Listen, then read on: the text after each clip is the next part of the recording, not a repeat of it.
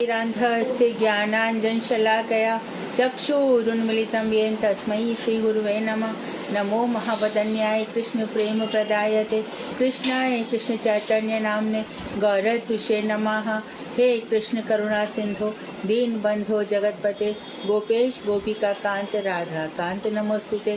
तप्त कांचन गौरांगी राधे वृंदावनेश्वरी वृषभानुसुते देवी प्रणमामि हरिप्रिये तवैवास्मि ना जीवामि त्वया विना इति विज्ञाय राधिके त्वं नय मां चरणान्तिकं गुरुवे गौरचन्द्राय राधिकाय तदालये कृष्णाय कृष्णभक्ताय तद्भक्ताय नमो नमः। वाञ्छाकल्पतरुभ्यश्च कृपा सिन्धुभ्येव च पतितानां पावनेभ्यो वैष्णवेभ्यो नमो नमः। श्री कृष्ण चैतन्य प्रभु नित्यानंद श्री अद्वैत गदाधर शिवासादि गौर भक्त वृंद हरे कृष्ण कृष्ण कृष्ण हरे हरे हरे राम राम राम हरे हरे। मैं सर्वप्रथम ग्रंथराज श्री जयधर्म तदीय रचनाकार भक्त सच्चिदानंद श्री भक्ति विनोद ठाकुर के श्री चरण कमलों में असंख्य कोटि दंडवत प्रणाम कर उनकी अहेतु की कृपा की वांछा करती हूँ।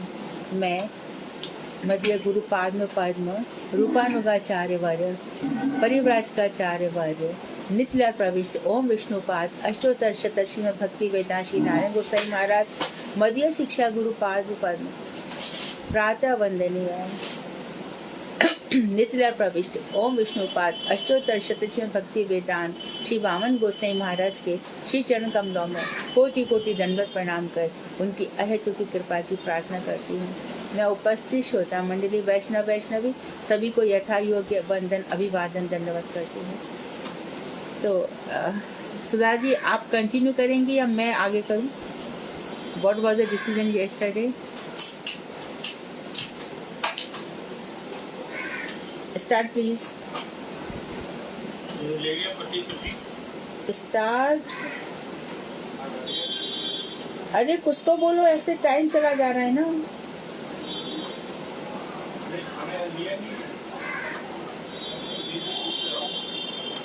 हरे कृष्णा। सुधा जी बोलिए। मुझे खाना लेने का मालूम पड़ेगा। सुधा जी बोलिए। दीदी अभी आई नहीं है, शायद सुधा दीदी दिखाई तो नहीं दे रही। आई नहीं तो फिर क्लास आरंभ करें। हाँ दीदी आप आगे पढ़ा लीजिए। हरे कृष्णा जी दंडवत प्रणाम, आगे पढ़ा दीजिए। ठीक है फिर नया चैप्टर है ना आज? हाँ 30वां चैप्टर आप पढ़ा चुके हो। एक पेज तो आप पढ़ा चुके हो।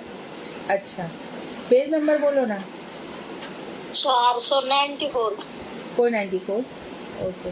हाँ 495 दीदी। स्थाई भाव चला था ना? हाँ दीदी इस रस का स्थाई भाव कैसा होता है? ठीक है राइट। हाँ तो इस रस का स्थाई भाव कैसा होता है, मधुर रस का हम वर्णन कर रहे थे। तो इसमें ये बताया था कि जहाँ तक ये 8 सात्विक भाव है ना, कौन कौन से 8 सात्विक? नेत अश्रु रोमांच है ना, अश्रु कंप रोमांच वैवर्ण इत्यादि जो 8 सात्विक भाव है, ये इस रस में पूरी तरह से दिखाई देते हैं। इसमें आलस्य नहीं दिखता और उग्रता क्रोध ये सब व्यभिचारी भाव इसमें दिखाई नहीं देते, दो बाकी सब दिखाई देते हैं। और जैसा कि स्पष्ट ही है श्री कृष्ण इस रस के विषय आलंबन है। और असमानोर्ध्व जिनके समान कोई ऊंचा या बराबर नहीं है, ऐसी नागर लीला स्त्रियों के साथ लीला रसिकता। तो ये कल बताया था, काफी स्पष्ट करके बताया था कि गोपी भाव से ही भगवान की प्राप्ति होती है। किसी भी प्रकार से किसी भी उपासना में राधा जी की अलग अथवा कृष्ण की अलग उपासना नहीं होती। सारे की सारे शास्त्र इसी बात से भरे पड़े हैं। राधा जी की राधा कुंड में भी जाकर भी हमें क्या करते हैं, मुनिंद्र वृंद वंदिते गाते हैं ना, त्रिलोक शोक हारिणी, वो कृपा कटाक्ष भी गाते हैं कि राधा जी का कृपा कटाक्ष मिले। उसमें भी हमारा यही मंतव्य है कि इधर राधा कुंड उधर श्याम कुंड, दोनों के बीच में खड़े होकर हम गाते हैं। तो दोनों रहेंगे तभी रस रहेगा। रसो वही साहा और रसा नाम समूह इति रासाहा। बिना राधा जी के रास कैसे होगा, और बिना कृष्ण के रास कौन करे? तो राधा और कृष्ण को कभी अलग मत करना, कभी भी नहीं तो मंत्र ही विफल हो जाएंगे भाई। जो हम मंत्र जप रहे हैं वो विफल हो जाएंगे। तो राधा और कृष्ण की संग में ही उपासना करना है, और जो मंत्र हमारे गुरु वैष्णवों ने दिए हैं उस पर पूरा विश्वास करना। उन्हीं मंत्रों से ब्रह्मा जी से लेकर आगे आने वाली पीढ़ियों तक सभी उससे ही तरेंगे, उसी से ही प्रेम रस मधुर रस प्राप्त होगा।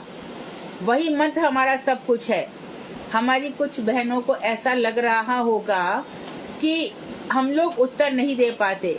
वो लोग बिल्कुल भी विचार ना करें कि हम उत्तर नहीं दे पा रहे या हम किताब नहीं पढ़ पा रहे, हम थोड़ा सा और एजुकेटेड होते तो अच्छा था। ऐसा विचार ना करें, बिल्कुल भी नहीं करें। जो बहुत पढ़ाई कर लेते हैं, डॉक्टर वकील बन जाते हैं, क्या वो भगवान की भक्ति कर लेते हैं? अच्छा समझो कि भगवान की भक्ति में भी जो किताबें पढ़ रही हैं, तो गुरुदेव बार बार किनका नाम लेते हैं कि जो हरि नाम कर रहा है उसकी पढ़ाई सबसे श्रेष्ठ है।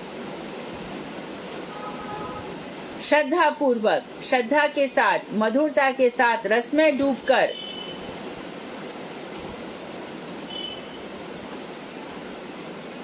आप लोग सुन लीजिए एक बात को। मथुरा में हमारी गली में है ना, यमुना दादी रहती थी, चतुर्वेदी। तो उनके घर पर रोज रज मिलती थी जमुना जी की। वो परेशान हो गई, दरवाजा बंद करके सोती हूँ और धेली पर रज। तो सब लोग पहले तो बहुत भावों में रहते थे, आजकल तो ये दिखाई नहीं देता है। तो वो जो रज थी वो कहाँ से आ गई? जमुना जी की सेम रज। तो खुद भगवान श्री कृष्ण ने उनसे कहा, जमुना मैं तेरे घर पे ही खेलने आता हूँ। एक ये बात है अनुभूति की। जमुना दादी तो कुछ पढ़ी लिखी नहीं थी, वो क्या जानती थी, लेकिन बेहिसाब प्रेम। भगवान के दिए बिना कोई प्रसाद लेंगी नहीं, भगवान के नाम किए बिना सारे के सारे नाम में इस तरह से डूबी हुई थी। और मानो कोई कथा भी आ जाए, कोई सुनने वाला नहीं है, तो उनका यही रहता था कि कृष्ण आज ये कथा सुन के आई, मैं सुनो, आज की कथा बहुत अच्छी थी। जो जो प्रसंग अच्छे आए वो सुनाए। दादी आज क्या हो गया है क्या? अरे भैया कोई कथा नहीं सुन रहा। तो ब्रज भाषा में बोलती थी, जासू कन्हैया कोई सुना रही। देखो पूज्य पाठ बामन गोसाई महाराज ने एक बात कही थी, वो गांठ बांध लो। मुखस्थ, बमन, उपलब्धि, 3 शब्द हैं।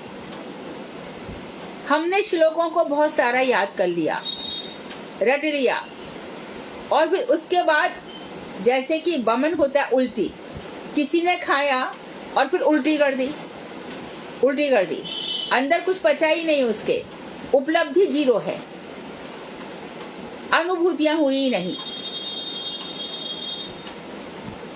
तो बहुत श्लोक याद कर लिए और जाकर के समाज के सामने, श्रोताओं के सामने उसको प्रकट कर दिया, और रियलाइजेशन क्या है? वो है नहीं। उसको भी भक्ति नहीं मानेंगे भगवान श्री कृष्ण। परंपराओं में चलकर भक्ति दूसरों को दिखाने के लिए नहीं है, भक्ति हमारे लिए है। सबसे पहले खुद रियलाइज करो, उसके बाद प्रचार करो। प्रचार टिकेगा नहीं, प्रचार करना पड़ेगा, ये सही है, लेकिन अनुभूतियों के साथ। तो इस बात को थोड़े में ही ज्यादा समझो।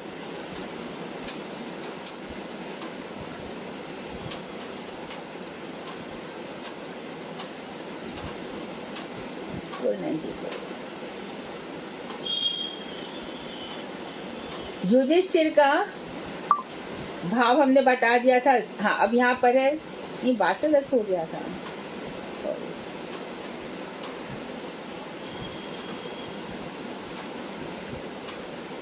मधुर रति आत्मोचित विभाव, यहीं पे पढ़ना है ना मुझे?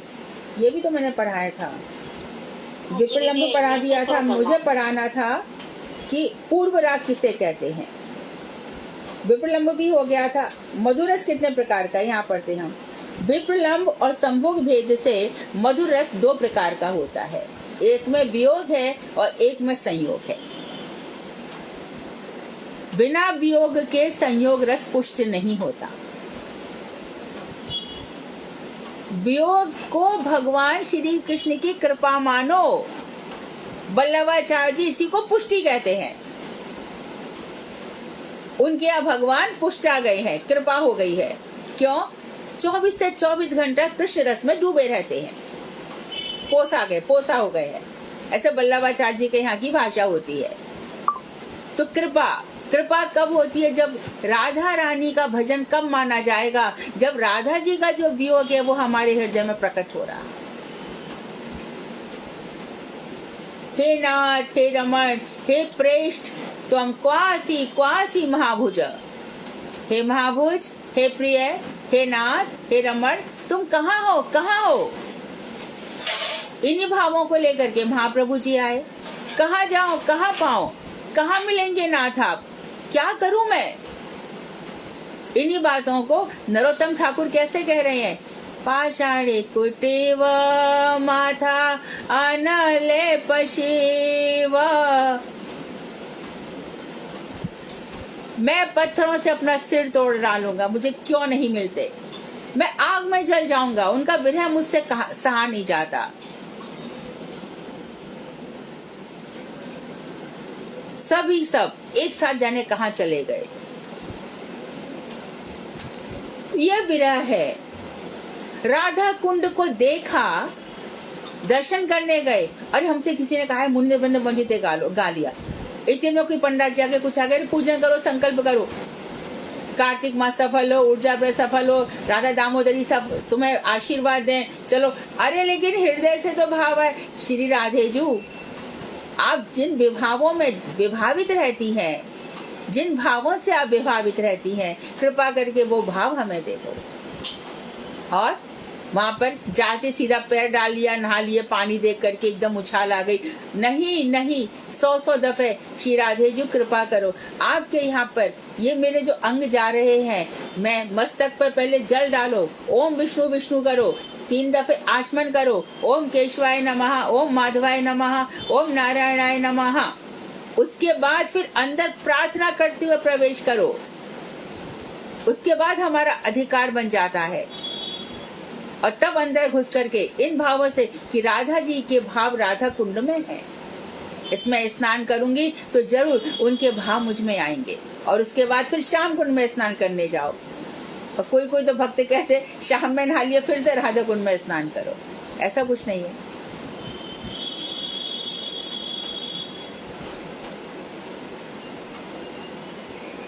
तो ये हम विप्रलंब पर हमने इतना सब कुछ बोला। और संभोग भेद से मधुर रस 2 प्रकार का होता है। तो मधुर रस के 2 भाग हो गए, संभोग और वियोग, मिलन और वियोग। जब भगवान श्री कृष्ण यहाँ से वहां से घूम घाम करके राधा जी के पास आ जाते हैं, तो राधा जी को इसके ज्यादा और क्या चाहिए? श्री गीत गोविंद का पहली 1 लाइन सुनो, 24वां पद, अंतिम पद। हुलस उठी राधाती मन में, सिहर उठी राधा मधुवन में। राधा जी हुलस रही है, उत्साहित हो रही है मन में। हुलस उठी राधा अति मन में, सिहर उठी राधा मधुवन में। मधुवन में राधा जी सिहर उठी है, क्योंकि उन्होंने देखा श्याम सुंदर आ ही रहे हैं।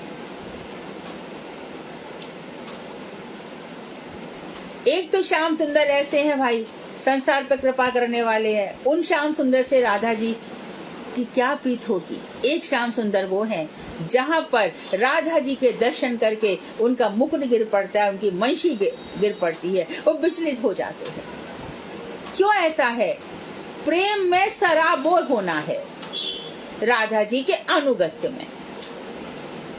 और जब राधा जी देखती है, ललिता जी देखती हैं, विशाखा जी देखती हैं, तुंग विद्या देखती हैं, क्या देखती है कि ये बड़े गोपी भाव से हमारे पीछे पीछे लग करके उसको पाना चाहता है। तो श्री जी कहती है, ललिता इस पर कृपा कर थोड़ी,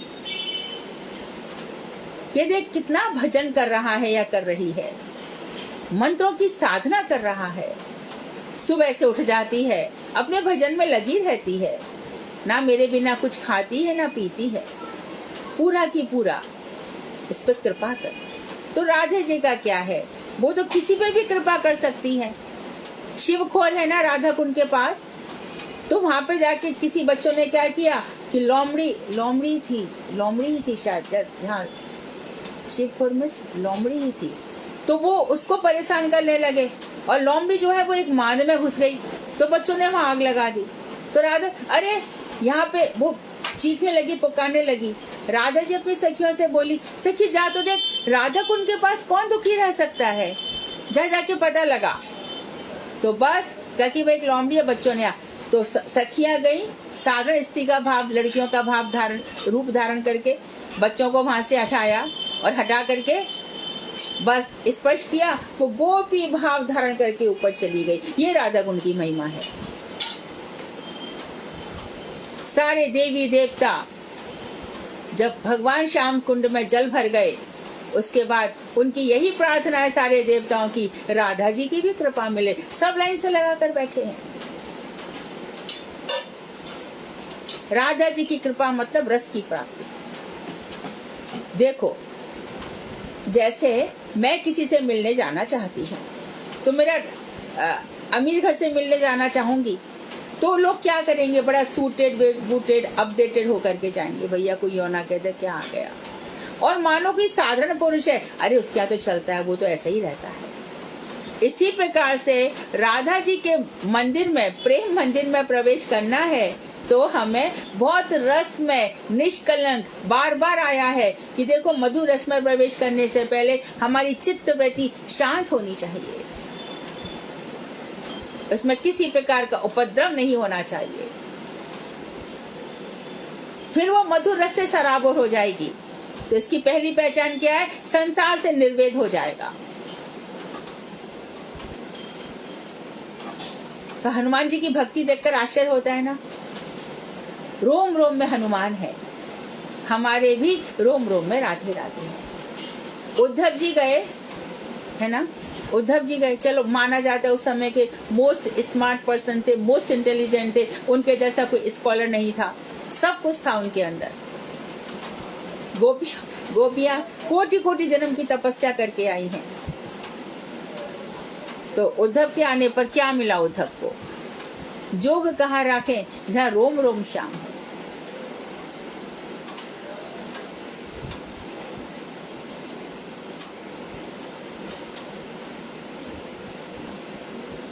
वियोग में आंसुओं के आंसू बरस रहे हैं। उद्धव जी से कहती है, निस दिन बरसत नैन हमारे, सदा रहत पावस ऋतु इन पर, जब से श्याम सिधारे। निस दिन बरसत नैन हमारे। आंखों से आंसुओं की झड़ी रुकती नहीं है, ये वियोग की पराकाष्ठा है। अब बताओ यहाँ संसार की बातें कहाँ है। तुमसे किसी ने बोलना छोड़ दिया, जा भाई तू अपने घर में अपने घर, सोचना भगवान की कृपा हुई है, मत उसके पीछे पड़ना। यदि कोई संसार का आकर्षण है तो उपदेशामृत याद कर लेना कि किसी भी प्रकार से हमें किसी भी लोभ लालच में पड़ना ही नहीं है।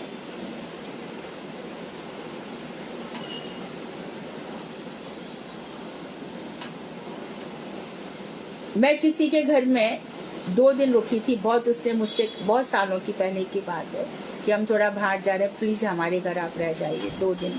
चलो ठीक है, रह जाएंगे।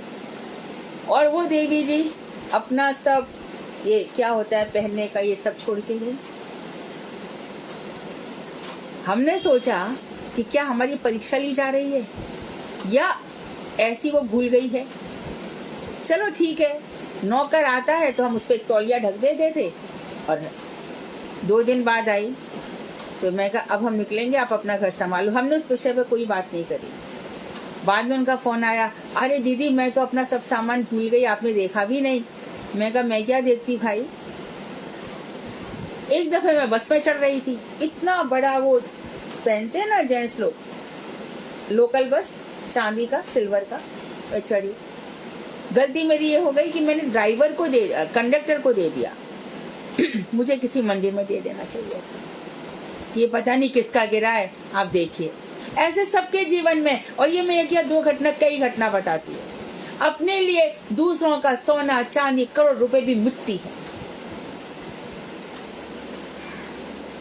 तो संसार से चित्त ऐसे हट गया, कल जो छोड़कर जाना है उसका संग्रह करके मैं 100 जन्मों की पाप क्यों मैं 100 जन्म लूं, क्यों ये पाप मेरे अंदर आ जाए। तो काम क्रोध मद लोभ मोह ईर्ष्या, ये जो रास्ता है ये निर्मत्सर लोगों का रास्ता है। जिसके अंदर ईर्ष्या रहेगी उसको भक्ति कभी नहीं होगी।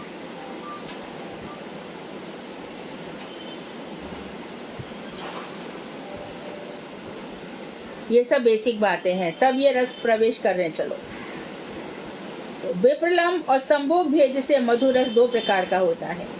विप्रलंब किसे कहते हैं, अब याद रखो, विप्रलंब किसे कहते हैं?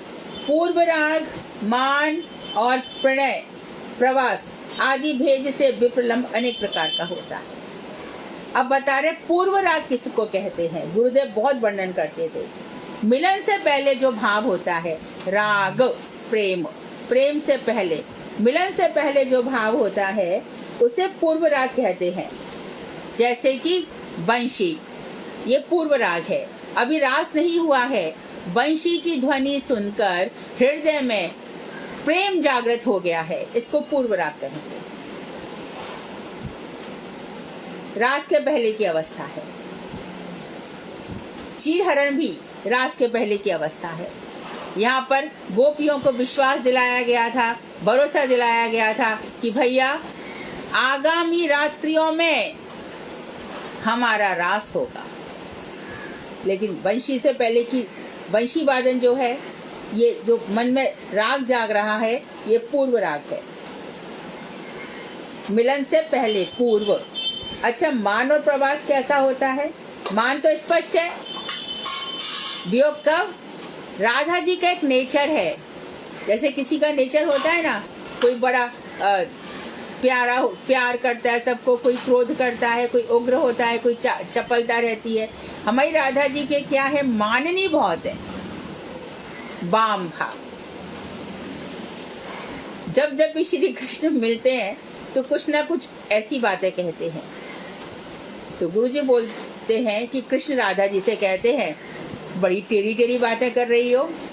तो राधा जी कहते थे, तुम बड़ी सीधी सादी बातें कर रहे हो।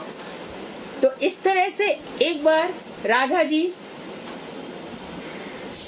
मान कर बैठी। कभी ये मान आगे बताएंगे किसी कारण से होता है, कभी निर्हेतुक होता है, बस मान गई, रूठ गई और मुख मोड़ करके बैठ गई।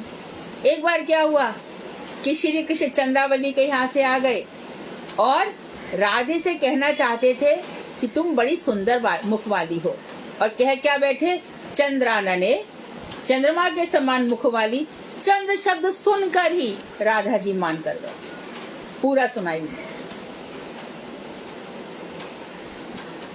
तो ये मान करना है। पूर्व राग स्पष्ट हुआ, मान स्पष्ट हुआ। अब प्रवास का अर्थ है विचरण या विरह। प्रवास, जब भगवान लंबे समय के लिए चले जाते हैं तो ये मान ज्यादा देर का होता है।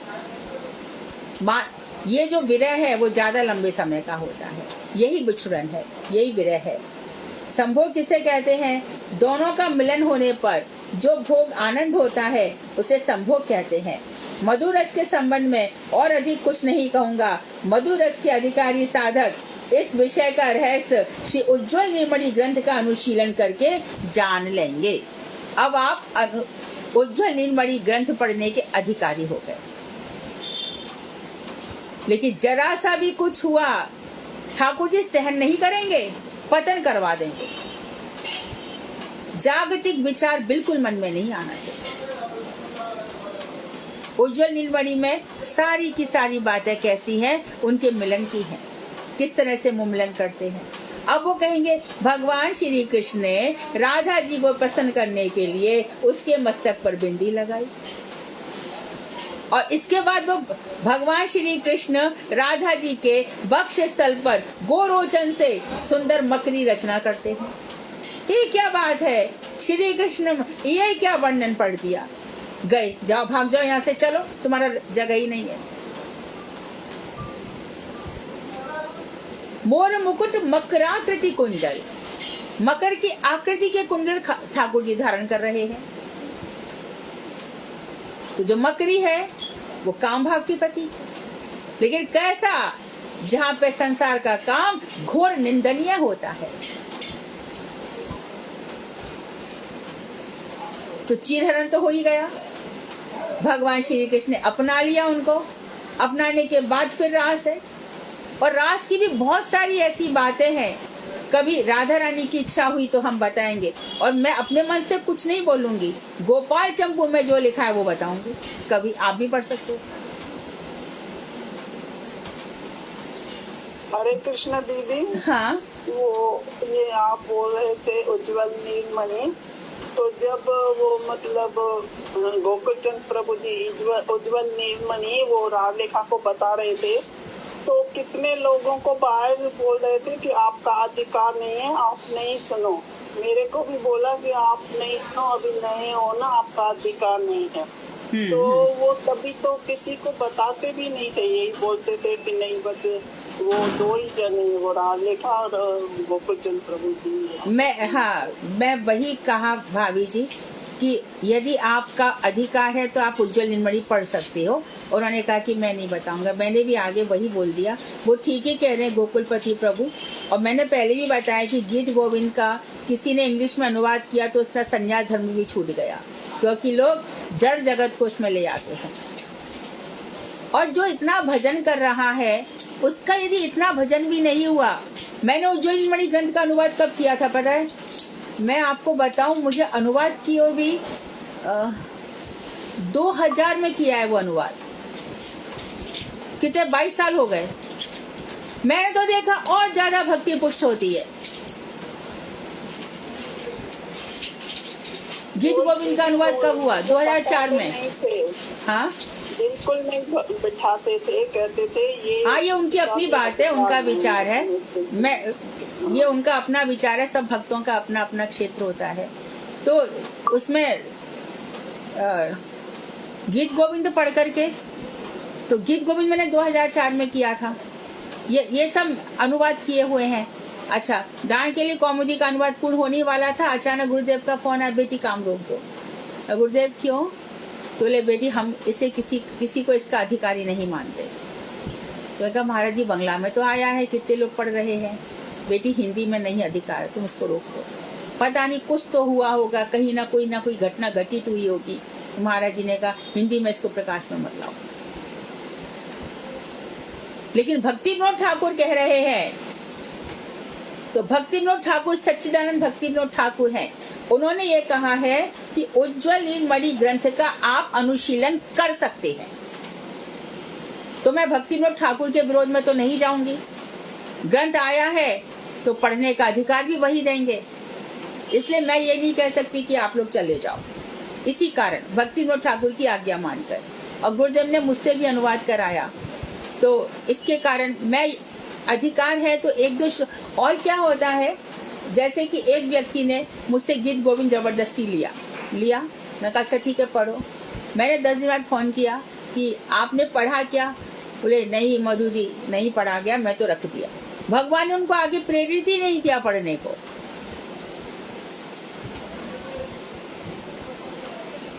है ना? तो भक्ति विनोद ठाकुर ये कह रहे हैं कि मधुर रस के अधिकारी साधक इस विषय का रहस्य श्री उज्जवल नीलमणि ग्रंथ का अनुशीलन कर जान लेंगे। बैजनाथ कह रहे हैं गौड़ भक्ति रसों की स्थिति के संबंध में कुछ बतलाने की कृपा करें। अब गौड़ रस आ गया। तो गौड़ भक्ति रस कौन कौन से थे? हास्य, अद्भुत, वीर, करुण, रौद्र, भयानक और बीभत्स। जब ये रस प्रबल होकर मुख्य रस का स्थान स्वयं ग्रहण कर लेते हैं, तब ये अलग अलग रस के रूप में लक्षित होते हैं। तो कभी भी बहुत ज्यादा, जैसे मधुमंगल है, उसका हास्य बहुत अधिक हो जाता है। जटिला भगवान श्री कृष्ण जब पुरोहित बनकर गए हैं तो उनको अंगूठी दे रही है, तो मधुमंगल कह रहे हैं कन्हैया अंगूठी तेरे हाथ में नहीं फिट होगी, जिस अंगूठी को मुझे दे दे। जटिला उनको दक्षिणा देती है तो कृष्ण कहते हैं नहीं नहीं, हम किसी के घर का नहीं खाते, हम बस अपने हाथ का ही बना खाते हैं। तो मधुमंगल कहता है कि मैं तो ब्राह्मण हूं, मैं सबके यहाँ का खा सकता हूँ, मुझे दे दो। तो कभी कभी हाथ से रस मुख्य हो जाता है, तो जब ये बहुत ही बलवान हो जाते हैं तब मुख्य रस का स्थान स्वयं ग्रहण कर लेते हैं, यही मुख्य रस बन जाते हैं। तब ये अलग अलग रस के रूप में लक्षित होते हैं। जब ये स्वाधीन रस के रूप में कार्य करते हैं, स्वाधीन स्वतंत्र स्वराट, तब ये स्थायी भाव होकर अपने लिए उचित विभाव आदि द्वारा पुष्ट होकर रस हो पड़ते हैं। इस लाइन को समझो। उन्होंने क्या कहा, मधुरस एक है, उसकी 5 धाराएं हैं, लेकिन कभी कभी ये जो 7 रस है ये मुख्य रस है, ये गॉड है, सेकेंडरी है, लेकिन कभी कभी इतने बलवान हो जाते हैं कि ये मुख्य हो जाते हैं। इसलिए 7 और 1 8 रस हो जाते हैं। जो मुख्य रस कैसे हो गए, 7 और 1 यानी कि मधुर रस, और ये 7, ये 8 हो गए।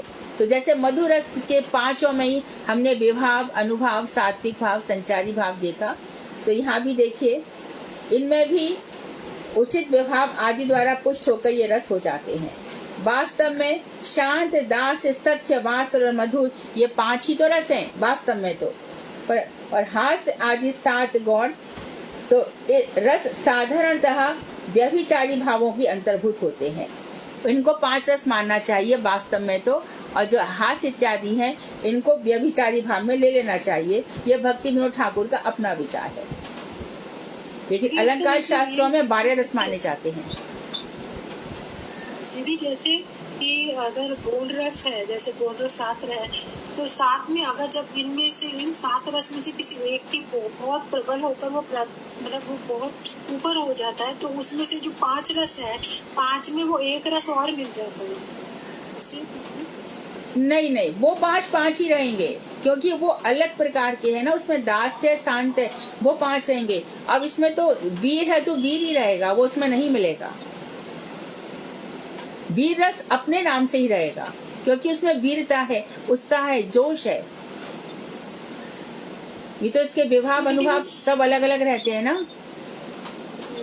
तो मतलब जैसे इसमें लिखा हुआ है कि उस स्थायी भाव में वो उचित विभाव ऐड हो जाता है, उसका क्या मतलब, यानी कि जो वीर है ना, वीर रस का स्थायी भाव उत्साह रहेगा, तो उसमें भी स्थायी भाव ये सब चलेंगे, संचारी भाव इत्यादि इसमें भी जाएंगे, इसमें भी अप्लाई हो जाएंगे। मधुर रस वाले अलग रहेंगे, और ये 5 + 6 हो जाएगा। अब आ गया दीदी समझ। हाँ, तो कह रहे हैं कि मैंने अलंकार शास्त्र में रस विचार का जो अध्ययन किया है, उसमें हास आदि के संबंध में पूरी तरह से परिचित हूँ।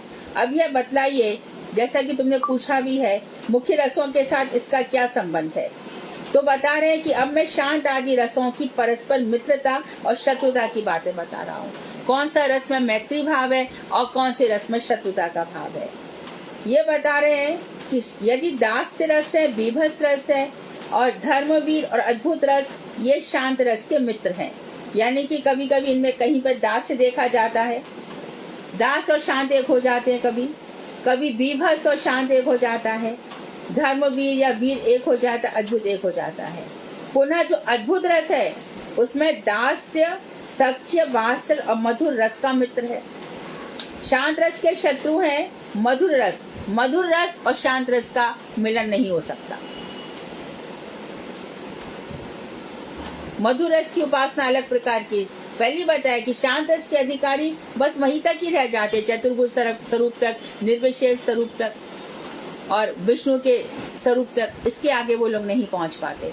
इसलिए शांत रस का वृंदावन में अधिकार नहीं है। तो शांत रस के शत्रु हैं मधुर, युद्ध, वो युद्ध भी नहीं चाहते, रौद्र, क्रोध भी नहीं चाहते, और भयानक, ये रस समूह शांत रस में नहीं चलते। बीभत्स, शांत, धर्मवीर और दानवीर रस, ये दास रस के मित्र हैं। देखो दान, आज क्या है, आज वामन द्वादशी है। आज दान का ही बड़ा महत्व है, बड़ा महत्व है दान का आज। आज दूध का दान, दही का दान, छाछ का दान, घी का दान इस तरह से चलता है। पुष्टि मार्ग के जो मंदिर है उनमें इसी तरह से भोग लगाया जाता है। क्यों, किसकी याद की जाती है आज? वामन भगवान किसके यहाँ पहुंच गए? बलि के यहाँ पर। बलि के यहाँ से दान मांग लिया, और दान भी ऐसे वैसे नहीं मांगा, पहले संकल्प करा लिया कि तू दे दे। अब राजा बलि जो है वो क्या कर सकते थे? राजा बलि प्रहलाद के वंश में उत्पन्न हुए हैं, तो बलि ने क्या किया है? इंद्र पर विजय प्राप्त कर ली है, स्वर्ग को अतिक्रम कर लिया है। भगवान चाहे तो उसको एक ही मिनट में खत्म कर दे, नहीं, उन्होंने तो कहा है कि तेरे 21 वंश तक मैं तारूंगा। बलि के बेटे विरोचन को भी तारा, औरों की तो बात छोड़ दो, वंश की भगवान रक्षा करते रहे। तो यहाँ पर से दान ले आए। शुक्राचार्य जी ने मना किया। जहाँ संकल्प किया जाता है उस झाड़ी की नोक में जाकर बैठ गए। भगवान ने क्या किया? एक कुश लिया और झाड़ी का मुख खोल दिया, उनकी एक आंख फूट गई। और जब नारद जी से लक्ष्मी ने पूछा कहाँ चले गए, कह के गए थे कि अभी आ रहा हूं, और आए नहीं अभी तक। तो अगर दान लेने गए थे, तुम भी दान ले आओ। ले कहाँ मिलेंगे? रसातल में मिलेंगे। रसातल में गए, 50 दरवाजे पर ठाकुर जी खड़े हैं, बद्ध हैं। तो वामन भगवान ने कृपा तो करिए बलि पर। इंद्र को क्या दिया? एक खिलौना दे दिया, ले तू स्वर्ग में जा, सुखी रह, चल भाग यहाँ से। तो वहां पर लक्ष्मी जी पहुंची हैं। दान दिया जाता है तो लक्ष्मी भी वहां पर खड़ी है, पर है बड़ी तेजस्वी, तेज उनका छिप नहीं पा रहा है। तो क्या चाहिए? तो उन्होंने कहा संकल्प करो। बलि ने कहा एक दफे संकल्प किया तो मेरा सब कुछ चला गया, आज पता नहीं क्या चला जाएगा। घबरा तो रहे अंदर से, परंतु वचनबद्ध है। ये न बद्धो बलि राजा, संकल्प से बांध लिया, वचनों से बांध लिया। शुक्राचार्य जी बोल रहे हैं कि मैं तो कुछ नहीं बोलूंगा, पहली एक फूट चुकी, अब दूसरी का। बेचारे शांत हो गए। उन्होंने कहा कि जो मेरा पति तुमने बांध रखा है उसको दे दो। तो भगवान ने कहा कोई बात नहीं बलि, मैं एक रूप से लक्ष्मी के साथ रहूंगा और एक रूप से जो मैंने तुमको वचनबद्ध किया है यहाँ पर रहूंगा। तो ये भगवान की दान की लीलाएं आज के दिन में याद की जाती हैं। तो ये मैं दान की बात में याद आया मुझे।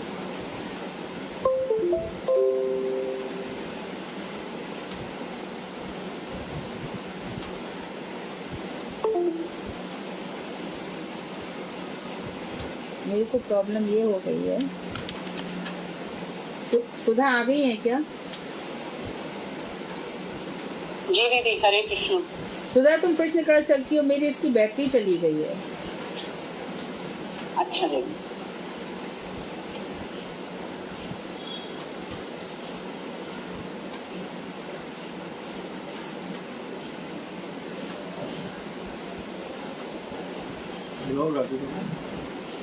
राधिका,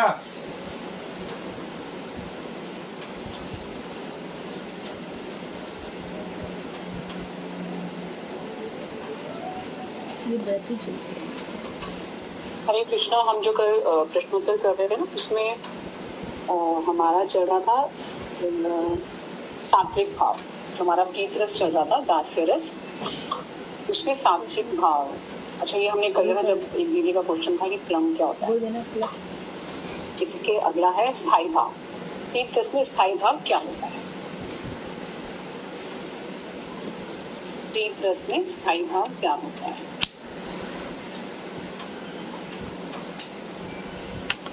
बोलिए, प्रीत रस में स्थायी भाव क्या होता है?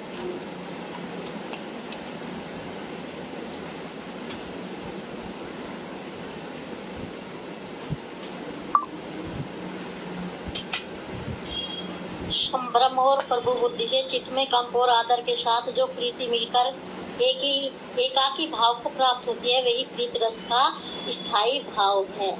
इसको एक्सप्लेन भी करो शालू।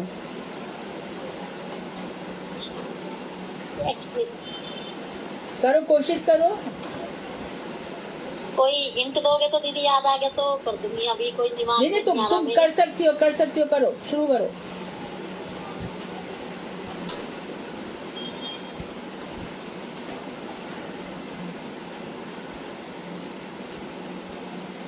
और कोई एक्सप्लेन करेगा? हाँ करो।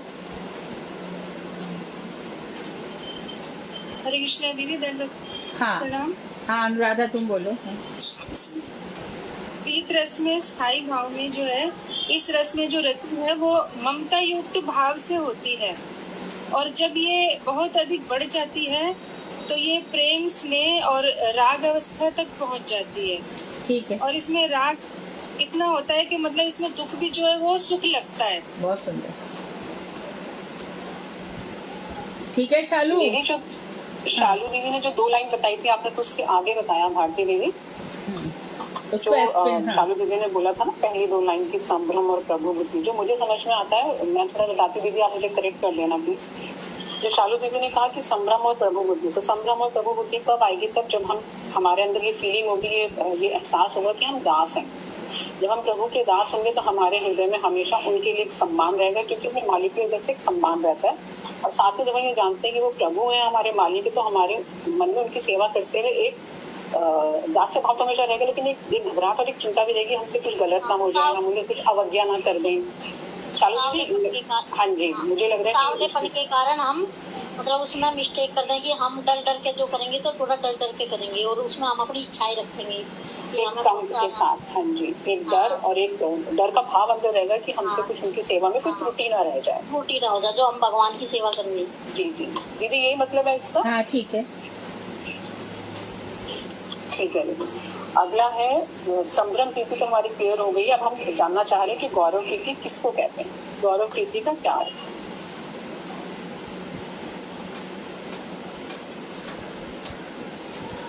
हरे कृष्णा दीदी, गौरव प्रीति के बारे में दीदी ने बताया था कि गौरव प्रीति की हम मतलब अभिमान के साथ कह दें कि हम कृष्ण के मतलब कृष्ण हमारे हैं और हम भगवान के मतलब हैं, और भगवान की सेवा में मतलब अभिमान, वो दीदी वो वाला अभिमान नहीं जो जड़े अभिमान है, वो वाला दूसरा दीदी ने बताया था कि हमें मतलब जो अहंकार करना वो करना कि हम भगवान के दास हैं, दासों के अनुदासों के दास दास, कुछ इसी तरीके से दीदी मेरे याद आ रहा, ऐसा कुछ गौर दीदी ने करा था।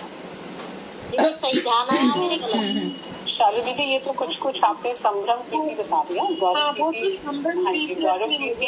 कोई अलग है इससे। और भगवान मेरे लालन पालन करने वाले हैं। और दीदी ने एक श्लोक भी बोला था कि मतलब जो मतलब मेरी मतलब एकाकी भक्ति करता है, मतलब जो मैं उसे मतलब जो नहीं होता उसे ला के देता हूँ, और मतलब उसका हर समय मैं ध्यान रखता हूँ। वो एक श्लोक है दीदी, मेरे याद नहीं आ रहा, उसका वो दिया था दीदी ने कि मैं अपने भक्त का हमेशा ध्यान रखता हूँ हर चीज का।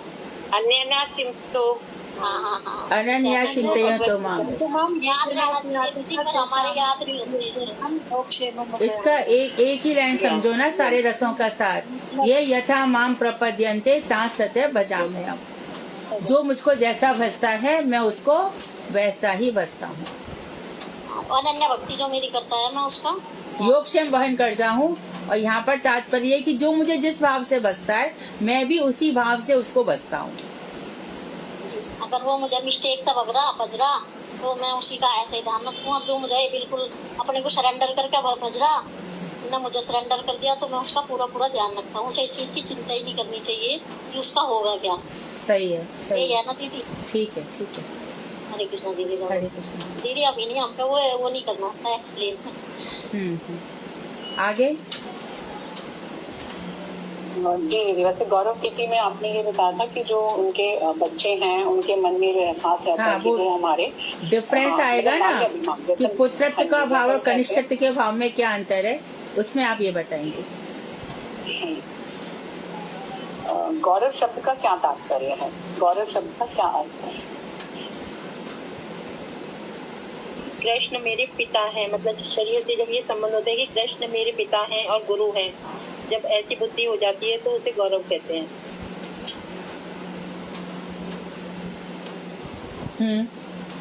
ठीक है, शरीर के संबंध से। हाँ ठीक है। अब अगला प्रश्न है कि प्रिय भक्ति या सख्य रस किसे कहते हैं? जिसमें उनको लगता तो है कि इसमें समझ लो प्रीत रस तो हो गया दास्य रस, प्रीत रस तो हो गया दास्य रस, और प्रिय रस हो गया सख्य रस। प्रीत और दास्य, प्रिय और सख्य, ये क्लियर कर लो। दीदी प्रिय का दीदी ने बहुत अच्छे से बताया था कि जो जो भी कोई भी चीज जो प्यार किए जाने की योग्य। मतलब होती है तो उसको हम प्रेय भक्ति रस में प्रेय प्रेय प्यार किए जाने प्रेय। योग्य प्रेय हाँ प्रेय प्रेय प्रेय जैसे कि पेय होता है ना ड्रिंकेबल, ऐसे प्रेय वाला होता है, प्यार जैसे किए प्रेय जाने ऐसे। योग्य। हाँ आगे पूछो। जी दीदी, कृष्ण के सखाओं का लक्षण और भेद क्या होता है? ये यूँ कहा जाए सिंपल सा पूछ लेते हैं कि कृष्ण के जो सखा हैं वो कौन कौन से हैं, कितने प्रकार के होते हैं और उनका मतलब क्या है? जैसे दीदी दो वो प्रकार 4 प्रकार के होते हैं कृष्ण के सखा, सुहृद सखा और सखा वाले सखा, प्रिय सखा और प्रिय नर्म सखा। तो सुहृद तो है ना कृष्ण से उम्र में बड़े वाले होते हैं, तो वो सुहृद सखा होते हैं, वो कृष्ण का मतलब बहुत ऐसे ध्यान रखते हैं, उनकी हमेशा रक्षा करने के लिए तैयार रहते हैं। तो और सखा ये उम्र में थोड़े छोटे होते हैं। और प्रिय सखा जो भगवान की सेवा में नियुक्त रहते हैं, की सेवा में। हाँ, और प्रिय नर्म तो सुबल और मधुमंगल आदि सखा, ये प्रिय नर्म सखा होते हैं।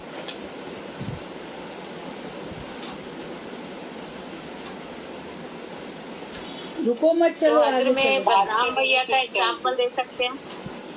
बलराम भैया का एग्जाम्पल जो हाथ में बलराम जी का और मंडली भद्र का था, बताया था कि ये जो मेन दो है वो सुहद्र में है।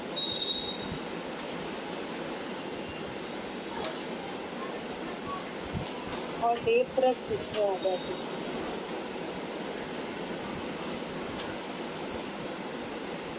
सबका हाँ जी, यही बता रही थी कि वैसे वो दीदी ने भारती दीदी बोल रही थी शायद कि सखा दो तरह के हैं, जिसमें बताया था कि कुछ दो सखा किस तरह के हो गए कि जो पुर से संबंधित है, मतलब द्वारकापुरी से संबंधित है, और जो मैं यही बोल रही थी सबसे हाँ जी पहले हाँ आपने यही बोला था दीदी, और जो वृंदावन से संबंधित है उसमें भी फिर उन्होंने अलग अलग कैटेगरी कर दी, फिर आगे उन्होंने 4 तरह के बताए। सखा हाँ जी हाँ जी जी जी जी। तो ये नम सखा जो कि सबसे मोस्ट इम्पोर्टेंट सखा हैं, जो कि भगवान के समान आयु के होते हैं, लेकिन उनके कुछ रहस्यपूर्ण उनके सीक्रेट ऐसे एक्टिविटीज या उनकी लीलाएं होती हैं जिनमें वो करके भाग लेते हैं। जैसे सुबल सखा के बारे में बताया था दीदी ने, राधा रानी को जब जावट में जाते हैं तो वो कैसे वो बछड़े का वाला पूरा बदल लेते हैं आपस में, और इस तरह राधा रानी फिर सुबल सखा का रूप लेकर निकलती है बाहर जटिला के बंधन से। हाँ जी, इस रस में उद्दीपन क्या है? इसमें ये कृष्ण के रस में बात करनी है। हाँ जी दीदी, ये कृष्ण की उम्र से थोड़े बड़े उम्र के होते हैं और इनमें खूब हास व्यास होता है, किसी की बात भी कर लेते हैं, थोड़ा सा उनमें बंसी का होता है जैसे, और कुछ हास परिहास होता है, कुछ बलशाली भी होते हैं, श्रृंगी वगैरह धारण किए होते हैं ना, वो श्रृंग जो बोलते हैं। और लीलाओं के प्रति भी चेष्टा होती है। चेष्टा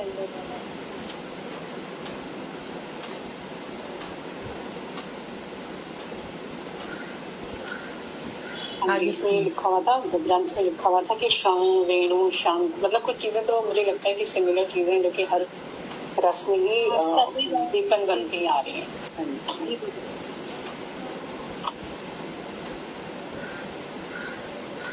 साधारण सखाओं के अनुभव क्या होते हैं?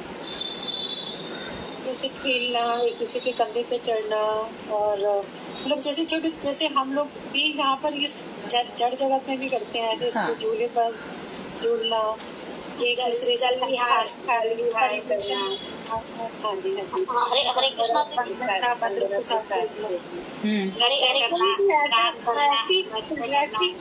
जिससे कृष्ण प्रसन्न हो, मतलब कुल मिलाकर जो ये हरे कृष्णा दीदी, कभी कभी ग्रंथ पढ़ती हुई ना दीदी, जैसा आप कोई बात बताते हैं तो मैं भी उसे जड़ जगत की उससे मैच कर लेती हूँ, तो मुझे करना नहीं चाहिए ना दीदी? नहीं ऐसे तो बच्चों का खेलना नहीं मैच को इसमें, यदि हम जैसे उन्होंने बोला कि बच्चे लोग खेलते हैं, तो इसमें भगवान ने भी तो नरवत लीला किया यहाँ पर आकर के। हाँ दीदी, जैसा कभी कभी आप कुछ और भी बताती हो ना, तो जैसा हमारे बुजुर्ग भी करके गए, तो कभी कभी मेरा वो ध्यान आ जाता है। हाँ, तो फिर मैं अपने को ना अपराधी सा महसूस करती हूँ। नहीं अब नहीं प्राकृत उदाहरण दे सकती हो, पर प्राकृत जगत में खोना नहीं है। कभी कोई कोई चीज होना समझाई भी चाहिए जाती ना है। ना, हमें अपने इसमें इसी जगत में ही इसकी लीला का वो करना चाहिए चिंता। बिल्कुल, हाँ। आगे जी आखिरी है दीदी, विश्राम किसे कहते हैं? विश्राम किसे कहते हैं?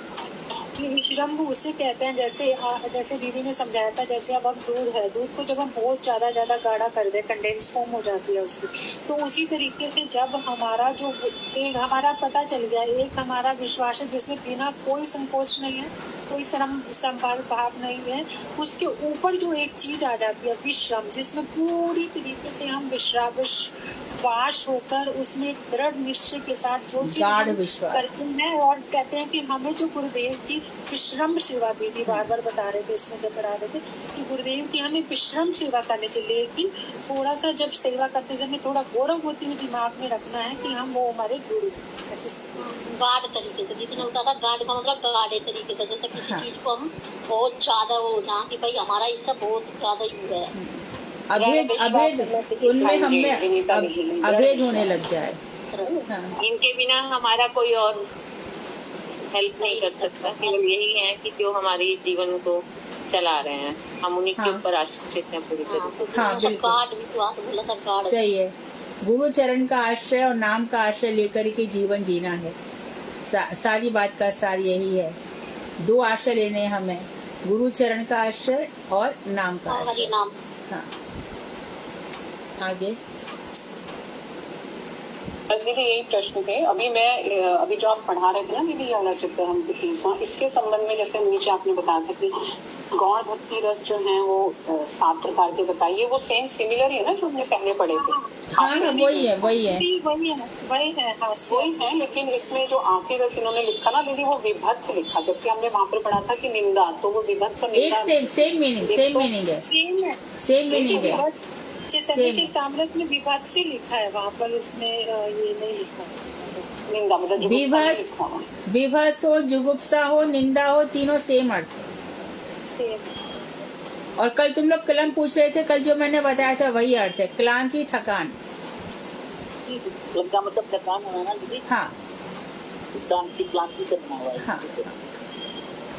तो आगे पढ़ा दीजिए चैप्टर। हरे कृष्णा दीदी, तो आज आपने पढ़ाया कि जो मधुर रस वाले हैं वे तो अलग हैं दीदी, और जो 5 रस वाले हैं वे अलग होते हैं। ये 7 रस अलग हैं, वो 5 रस अलग हो गए, लेकिन वो ये कह रहे हैं कि ये जो 7 रस है कभी कभी इतने बलवान हो जाते हैं कि ये भी मुख्य रस ही हो जाते हैं। यद्यपि ये गौण रस है, लेकिन कभी कभी ये मुख्य रस हो जाते हैं। जैसे कि कंस को भगवान से द्वेष है विषय कृष्ण ही है, लेकिन उसका जो द्वेष है वो प्रबल हो गया, इसलिए वो मुख्य हो गया। शिशुपाल को द्वेष है, वो इतना प्रबल हो गया कि भगवान को गाली बकने लगा, तो उस समय वो रस उसका मुख्य हो गया। शांत रस वाले आपने चतुर्भुज के अधिकारी बताए। शांत दास। हाँ, क्या कह रही अनुराधा? समझ नहीं आई, जैसे ये तो समझ आ के एग्जाम्पल से बताया, लेकिन इसमें 5+6 वाला पॉइंट समझ आया कि 5 में 5 तो वो है ही मुख्य रस, और प्लस ये 7 रस हैं, तो वो कह रहे कि 7 पहले तो सेकेंडरी थे, गौड़ थे, लेकिन कभी कभी ये इतने प्रबल हो जाते हैं, जैसे मैंने कंस का, शिशुपाल का उदाहरण दिया, कि ये रस मुख्य रस बन जाते हैं। आगे दीदी जब ज्यादा वे आक्रोश में आगे, और आक्रोश में आके उन्होंने बहुत मतलब आक्रोशित होके और सब कुछ कह सुन दिया। हाँ, तो शिशुपाल को द्वेष हो गया, कंस को भय है, तो भय उसका इतना प्रबल हो गया कि वो मुख्य रस बन गया गौड़ की जगह, वो मुख्य रस में बदल गया। अभी आया समझ में? जी दीदी 5+7 ऐसे।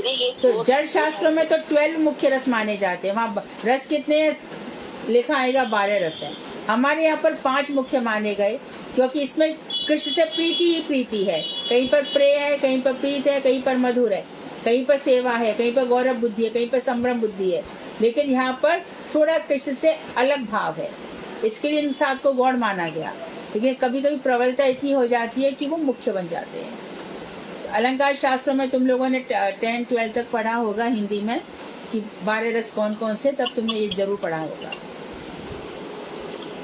दीदी 494 पेज पर जो है गोस्वामी बोल रहे हैं मधुर भक्ति रस को मुख्य भक्ति रस कहा गया है। इसके आगे लिखा है ना, जड़ दशाश्रित जीव की बुद्धि ईश्वर परायण होने पर निवृत्ति धर्म को प्राप्त करती है। ये लाइन में समझ रही है, जड़ दशाश्रित जीव की बुद्धि ईश्वर परायण होने पर निवृत्ति धर्म को प्राप्त करती है। जड़ रस आश्रित, जो संसार के रस में आश्रित है, ऐसी बुद्धि जो संसार के रस की रस मानती है ना।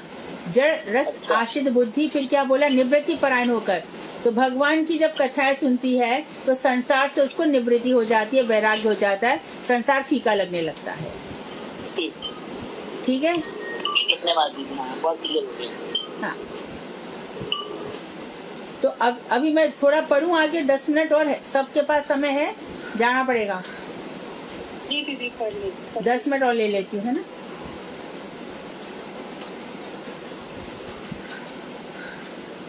4-3 है ना, 4-15 तक पढ़ा देती हूँ।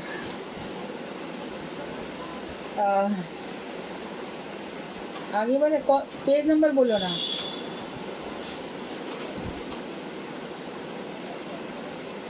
पेज 495 है ना। हाँ दीदी, यहाँ पे चल रहे थे कि ये प्रवास ये हो गया ना, स्वाधीन रस के रूप में कार्य करते हैं, तब ये स्थायी भाव होकर, तब इनका भी मुख्य स्थायी भाव, जैसे कि वीर रस है तो वीर रस का स्थायी भाव वीरता हो जाएगा, अद्भुत रस है तो अद्भुत रस का उत्साही भाव अद्भुतता हो जाएगा, करुण का कारुण्य हो जाएगा, रौद्र का रुद्रता हो जाएगा, भयानक का भयानकता।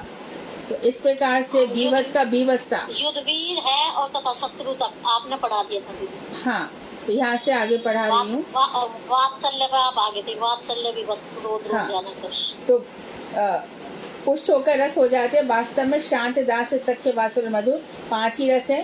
हास्य आदि 7 गौड़ रस, ये बताया था, ठीक है। और अलंकार शास्त्रों में रस विचार का जो अध्ययन किया है उसमें हास्य आदि के संबंध में मैं बहुत अच्छे से जानता हूँ। अब ये मैत्री और शत्रुता भाव चल रहा था, ठीक है। तो सखी के मित्र बताए गए। अब बता रहे हैं कि हास्य, करुण, भयानक ये वात्सल्य के मित्र हैं। जैसे कि वात्सल्य रस में भगवान कुछ ऐसी लीलाएं करते हैं कि हंसी आ जाती है जशोदा जी को, है ना। जैसे कि मक्खन चुरा के खा लिया और फिर बानरों को भी बांट रहे हैं, तो जशोदा एकदम अपना आंचल मुंह में ढक करके हंसने लगती है। या फिर वो ऐसी कोई शैतानी कर आते हैं तो यहाँ पर हास्य रस हो जाता है। और उसके बाद बीभत्स, हास्य, करुण और भयानक। कभी कभी करुण, भगवान श्री कृष्ण पर करुण दया आ जाती है, और कभी कभी भयानक, जैसे कि भगवान ने क्या किया, जम्हाई ले ली और यशोदा जी डर गई। वो तो अच्छा हुआ कि कालिया मर्दन के बाद जब भगवान उस रात को वहीं रह गए थे, तब वहां पर कंस ने आग लगवा दी थी, तो भगवान ने सबसे कहा आंखें बंद कर लो, और भगवान पूरा दावानल पान कर गए थे। तो ये सब भयानक रस है। तो ये वात्सल्य के मित्र हैं। और मधुर, युद्धवीर, दास्य और रौद्र रस इसके शत्रु हैं। तो वात्सल्य में जहाँ जशोदा जी हैं वहां पर मधुर रस, श्रृंगार रस नहीं रहेगा, वहाँ युद्ध भी नहीं होगा, उनकी सेवा भी नहीं होगी। वहाँ तो भगवान श्री कृष्ण से कुछ काम नहीं करवाया जाएगा, है ना। दास भाव नहीं रहेगा, ना ही रौद्र रहेगा, और ये इसके शत्रु हैं। हास्य और सख्य रस मधुर के मित्र हैं। जैसे सुबल इत्यादि में सख्य रस है, लेकिन वो मधुर रस के भी अधिकारी हो जाते हैं, ठीक है। हास्य और सख्य, और वहां पर भी हंसी मजाक होता है। वात्सल्य, बीभत्स, शांत, रौद्र और भयानक इसके शत्रु हैं। बीभत्स, मधुर और वात्सल्य रस ये हास्य रस के मित्र हैं। करुण और भयानक इसके शत्रु हैं। वीर, शांत, दास, सख्य, वात्सल्य और मधुर ये अद्भुत के मित्र हैं।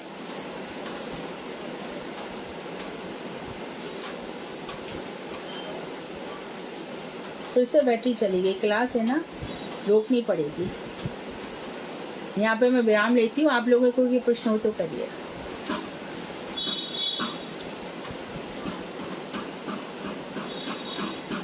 ये जो अभी हमने लाइन पढ़ी है, वीर रस का मित्र अद्भुत रस है तथा शत्रु है भयानक रस, मतलब ये चीज है कि ये चीज हम कैसे मतलब अपने आप से कैसे करेंगे एक साथ से? न ये चीजें, कुछ चीजें ऐसी होती है ना अनुराधा, वो किताबों तक ही रहती हैं, इसमें याद रखना थोड़ा मुश्किल होता है।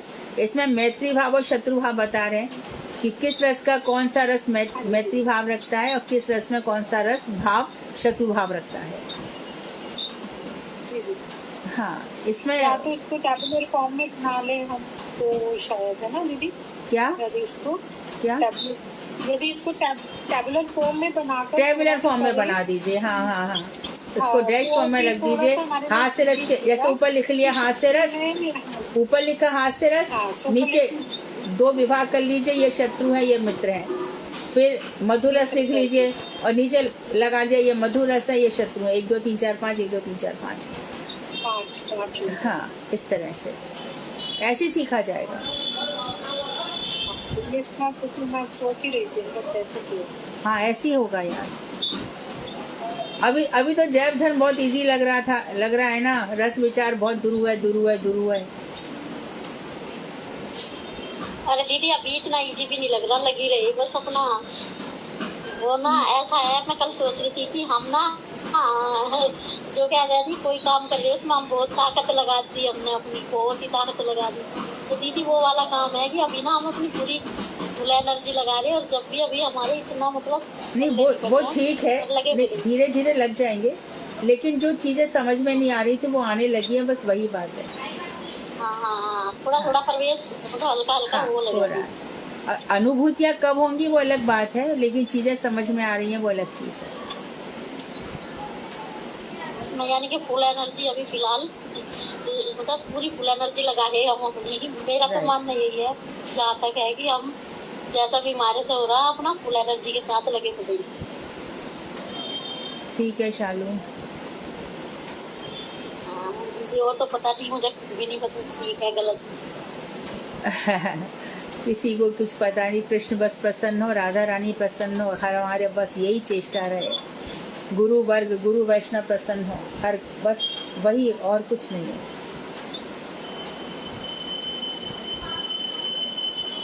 तो कल क्लास आगे बढ़ाएंगे, और यदि आप लोग सब तत्पर हैं तो क्लास शुक्रवार को भी मैं ले रही हूँ इस बार। परंतु बस एक ही चीज की थोड़ी सी चिंता आ रही है कि यहाँ पर यदि गणपति विसर्जन हुआ और बैंड बजेगा बहुत जोर से तो संभव नहीं होगी क्लास। नहीं, यहाँ बहुत होगा, यहाँ पे होने ही वाला, होगी नहीं, पॉसिबल नहीं है। मत लेना दीदी तो। हाँ, यहाँ पे इतना धूमधाम से विसर्जन होता है। हम तो इतना डिस्टर्ब होते नहीं होंगे, लेकिन आप ज्यादा डिस्टर्ब हो जाती होगी। हमें तो आपकी आवाज बिल्कुल माइक से सीधी सुनाई देती है, और हमारे आपको पीछे से हाँ नीचे ही बैंड बजता है ना जोर जोर से। आप डिस्टर्ब हो जाते हो। हाँ, और वो चलेगा कम से कम नहीं तो रात तक चलता है। रात को वो तुम लोगों ने सुना होगा लाल बाग का राजा, वो रात को 12 बजे ही निकलता है, तो बड़े धूमधाम से निकलता है। तो हमारा घर समुद्र से 10 मिनट की दूरी पर है, तो यहाँ से पास होते हैं गणपति। वेदांत में विसर्जन के कार्य की इतनी निंदा की गई है, बहुत बहुत निंदित माना गया है, परंतु महाराष्ट्र में चल रहा है। ठीक है, फिर वांक्षा कल्पतरुवैश्य कृपा सिंधु वेव च पतितानां पावनेभ्यो वैष्णवेभ्यो नमो नमः।